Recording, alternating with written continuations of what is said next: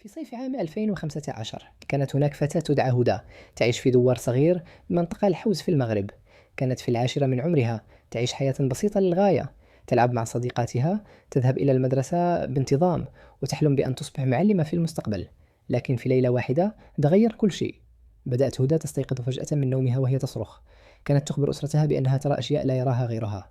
تغير صوتها، وظهرت على ملامح وجهها تعبيرات غريبة، واختفت ابتسامتها تماما.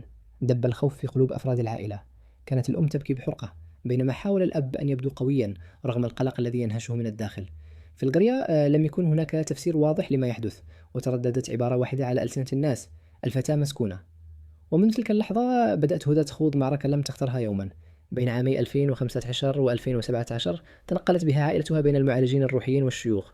تليت عليها آيات الرقية مرات عديدة.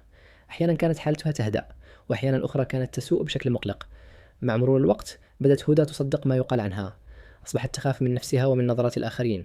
في المدرسة بدأت تنعزل، ابتعدت عنها صديقاتها، وتحولت في نظر سكان الدوار إلى الفتاة التي يسكنها الجن. مرت السنوات، 2018 ثم 2019 ثم 2020. كبر جسد هدى، لكن الطفلة التي بداخلها كانت تختنق بصمت. لم يسألها أحد يوما: ماذا يحدث لك؟ كيف تشعرين؟ كان الجميع يبحث عن تفسير خارجي، ولم يلتفت أحد إلى الألم العميق الذي كان يتراكم في داخلها. في عام 2024، وبعد نوبة قوية فقدت فيها الوعي، اقترح أحد الأقارب زيارة طبيب نفسي. ترددت العائلة طويلا، إذ كان الخوف من كلام الناس أقوى من القلق على ابنتهم. لكن في النهاية وافقوا. في مستشفى عمومي بمدينة مراكش، وبعد جلسات متعددة وتقييم شامل، ظهرت الحقيقة. لم تكن هدى مسكونة، بل كانت تعاني من اضطراب نفسي ناتج عن صدمة قديمة في طفولتها، ومشاعر متراكمة من الضغط والخوف والعزلة.